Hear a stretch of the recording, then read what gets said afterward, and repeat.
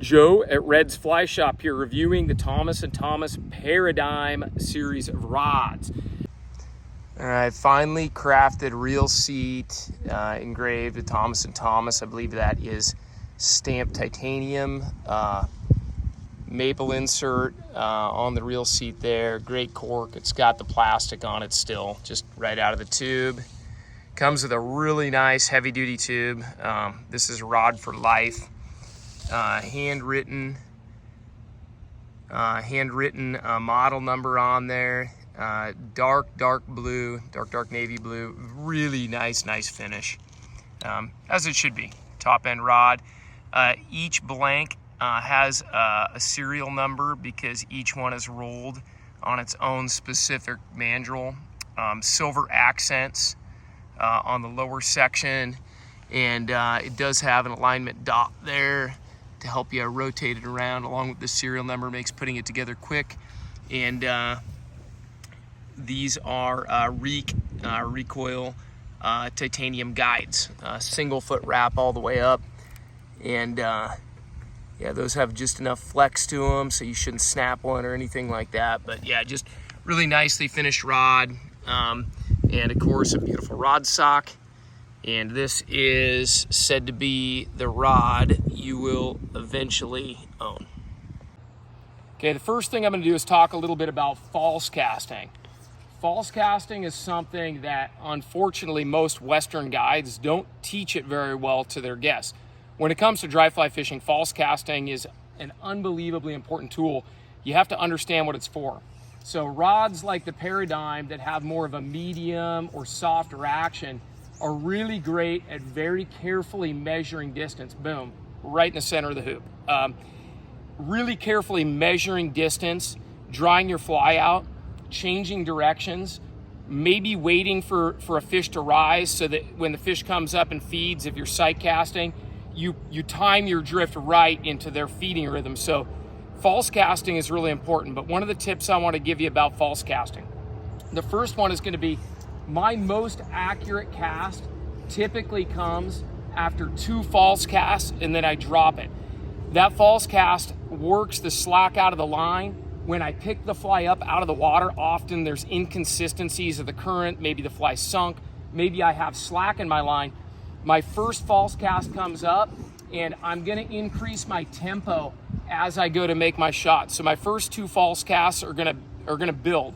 My first one will just come up, I'll false cast, and now my tempo is increasing, and I'm going to speed up as I deliver my shot. So not every false cast is going to be the same. There's an increase in tempo, but use it to measure distance, change directions. Obviously you can shoot line and work more line out, but I think false casting is misunderstood.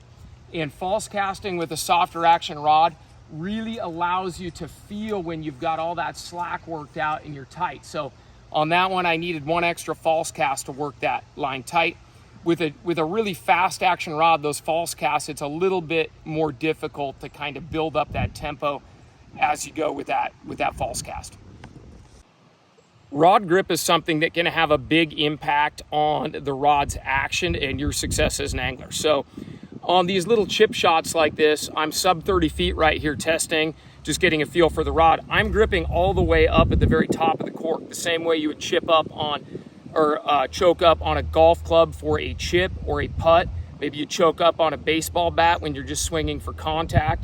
And I'm gonna grip right at the top of the cork for all these short casts so that I'm making that rod a little bit more flexible. I'm physically shortening the rod right there by gripping up a little bit. Now, if I'm gonna lean into it a little bit, I can drop my hand down. Maybe I've got to throw into the wind, and that's gonna change the power of this rod quite a bit. And I believe there to be a real misconception on what some of these dry, quote unquote, dry fly rods are capable of. I can certainly tie a streamer on this rod, a nymph, a dry dropper, and I can lean into the wind. I've not measured it, but that cast is nearly 70 feet right there. And of course you need to have some skill as a caster, but when you drop that grip down and I slide my hand right into that crease of the reel, I can lean into this rod a little bit and it'll take it. I've changed that rod quite a bit, and I'm right down there bending into the butt section down because I dropped my grip down. So for your short game, Work up on the rod for your long game work down. Don't let your thumb wrap around that cork. You'll see a few casters that raise their index fingers and things, but in general, the best casters that I see, mimic, and study are gripping thumb over, index finger behind to create a point of leverage right there. And I think the grip has a tremendous amount. When I cast this rod, I can see a big difference in the action of the rod and its performance when I move my hand up and down that rod. Accuracy is paramount.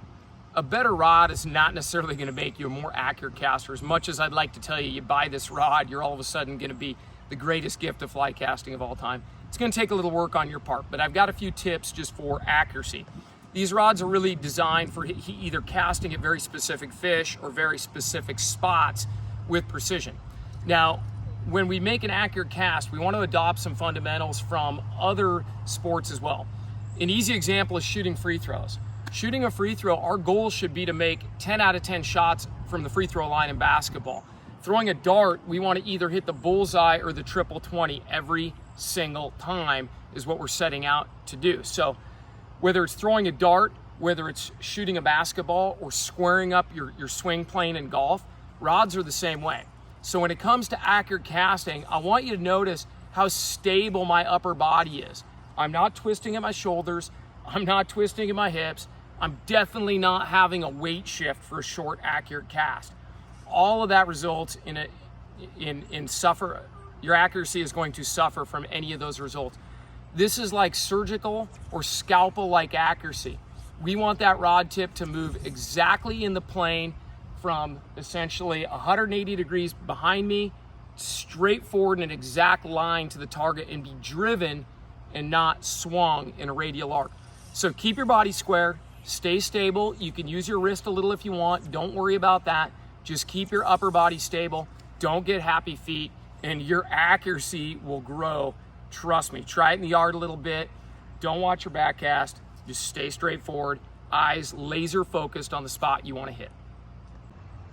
The final tip is going to be just be extremely cognizant of your back cast. Where that fly winds up behind you is the biggest factor as to where it's going to wind up downrange. So with a medium fast action rod, or quote unquote what we would call a dry fly rod, we want to make sure that our back cast really gets back there to a point of terminal distance. So there's two tips here. One is make sure to lift your rod tip first, then drive your back cast back. And what that does, instead of my back cast being shot up in the air and having a lot of slack and it not really having what I would refer to as a launch point back behind me, we can fix that. So I raise my rod tip first, I lift, and then drive back, and that fly is going to be in a very strategic spot for my downrange shot that's hopefully 180 degrees away from where I'm going. So I've done another video on it. It's just basically a lift and then drive mentality instead of just driving with the rod at a parallel level. So it's a pretty simple tip. The other one is, this rod is not going to eat up slack and be as forgiving as a fast action rod. If you have a sloppy cast, this rod's probably going to expose it. But don't worry, we're going to fix that right here. We need to make sure that we're cognizant that that fly has to get all the way out behind me.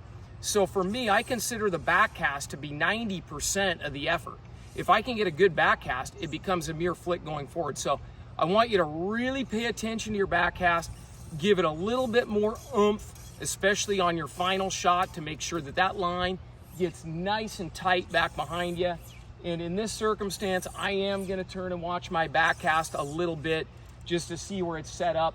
And hopefully my back cast is about 10 feet up off the ground or the water, and it's going just as far behind me as it does forward. If I can get that line to shoot back and fully extend to get tight, this rod will get a nice flex in it, bend all the way right down into there, and launch that fly forward with good energy. If I've got slack and all sorts of oscillations in the line, it's going to wind up in a big pile of slack like I just threw right there if I don't either one, give it enough time, or two, give it enough oomph. And I want to, this is a little bonus material here. This is going to be the last one, because I hear novice instructors all the time say, oh, just wait longer on your backcast. If you don't have a good backcast, you can wait all day, but that cast never would have gotten all the way out behind me. So you can wait and wait and wait, and waiting too long on your backcast has horrible consequences because the fly will go back and then it will fall below the most strategic point where it's behind me. So it's not just about waiting longer. It's not just about going slower. It's about making absolutely certain that when we go to throw this back cast, I'm gonna give it enough juice to where that thing will get all the way out behind me on a nice plane. My back cast should be a near identical clone to what my forward cast looks like. Two more little tips for you. If you've ever had your line fall back through the guides of your rod, you're not gonna have to do that anymore. Make it a rule that you always have one rod length of line out at all times. And that way you have more mass out the rod than in here. And even if I point my rod straight up in the air, it doesn't go down. The challenge that anglers have is getting that line, that short of a line, to turn over really good and get that fly to hit. So what I want to show you is you need to stop that rod really short when you come forward. You have to accelerate to a stop, and it's harder than it looks, okay? So I'm gonna false cast a couple times, and I'm gonna stop that rod way up here, and it's gonna have a nice abrupt stop, and I can put that fly just right there on a dime. I'll put it in the hoop every single time from here because I've got that nice crisp stop, just like that right there, stopping it high, very abruptly, forcing turnover, forcing that fly to land. That tip as well, when it comes to catching big mature trout, if you can make that fly land and hit the water with an impact, they're gonna hear it, they're gonna see it, and it's gonna make little round rings pop up. And that's when the smarter, older, more mature trout, they've seen that a billion times in their life. They see, okay, that's a bug, it made a ring, and they eat it. You don't have to mend right away. Use your cast to trigger the strike with a nice high, hard stop like that. All right, so my concluder on the TNT Paradigm, absolutely fabulous rod. It should be, it's just over 900 bucks. You will get a free fly line of your choice on this rod if you buy it from Reds, which there's a link in the video description. I'm throwing a Scientific Angler's Amplitude Trout, which I really like on this rod. That's more of your classic dry fly style line. I'm sure a Rio Technical Trout would be another great match for this rod as well. It compares really closely to the Winston Pure, the Sage Trout LL are very good comparisons. I'm not gonna pick a winner amongst those. If you've had great success with TNTs, their Contact series of rods has been our best-selling Euro nymphing rod of all time.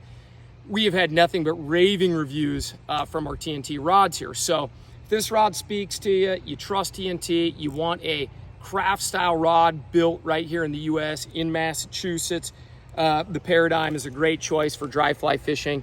I showed a few more of the close-ups, I think, at the beginning of the video, but the finish and the look of the rod is right there amongst the finest I've ever seen. Dry fly specific rod, but I'd be very confident in the 9'5" weight or the 6 weight leaning on it with a nymph rig or streamers, no problem. The other thing that I will tell you about this rod, and it's true of most other medium fast action rods, is the mendability of this rod is amazing. And you can sit here in the grass and you can actually practice your mending with rods.